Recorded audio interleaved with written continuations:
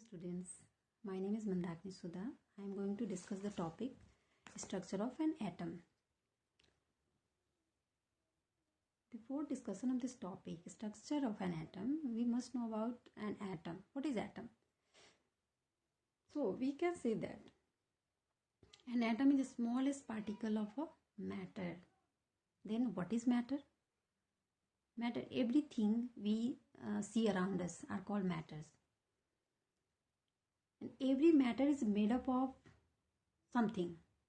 We can take an example of huge buildings. What are the building blocks of these huge buildings? It is made up of sand, brick, cement, so etc. So the smallest particle is their sand. So we can say that sand is a building blocks of huge building. Like that, atoms are the building blocks of matter. Democritus was the first person who proposed that matter is made up of atoms. So we can say the atom is the smallest particle of matter. Chemical reaction, chemical properties, different properties, chemical reactions, bonding, these all are related to atoms, existence of something in matter. So before knowing the different properties about matter, it is very important to know about the constituent particles of matter. Why different? What are the reason for different properties of different types of matter? We can say that there are different types of atom exist in different types of matter. It may be atom or it may be made up of atoms and molecules. We can divide matter into two types, atoms and molecules. It means matter can be made up of atoms and molecules. After Democritus, it was John Dalton who proposed the first scientific theory of atomic structure in 1800. In this topic, atomic structure of an atom, we also discuss about subatomic particles, and it is right to say that atoms are indivisible or it can be divisible. How can we know about it? For these things, we will do some activities. For example, we comb our dry hair, and we can take this comb near small pieces of paper.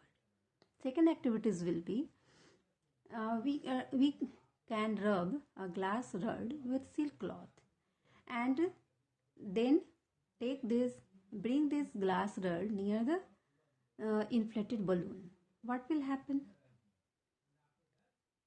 We all know that when we rub two things, particles are electrically charged. Then a question will come in our mind, from where the charge come from? This question can be answered by knowing that an atom is divisible and consists of different charged particles. Then how will it be proved? Many scientists contributed in revealing the presence of charged particles in an atom. It was known by 1900 that the atom was indivisible particles but contain at least one subatomic particle, the electron identified by J.J. Thomson. Even before the electron was identified, E. Goldstein in 1886 discovered the presence of a new radiations in a gas discharge and called them canal rays. Already it was discovered in 1886 by E. Goldstein. A canal rays was discovered in a discharge tube. What are canal rays? Canal rays is also called anode rays. It is it is a stream of positively charged rays in a discharge tube. What are canal rays? We can discuss about it. At first we know canal rays. It is also called anode rays. Canal rays are a stream of positively charged particles which move towards the negative electrode called cathode. in a discharge tube. When high voltage electricity is passed through the gas, a gas at very low pressure in a discharge tube. So canal rays are a stream of positively charged particles, and it moved towards the negative electrode. And this experiment was done in a discharge tube. Discharge tube.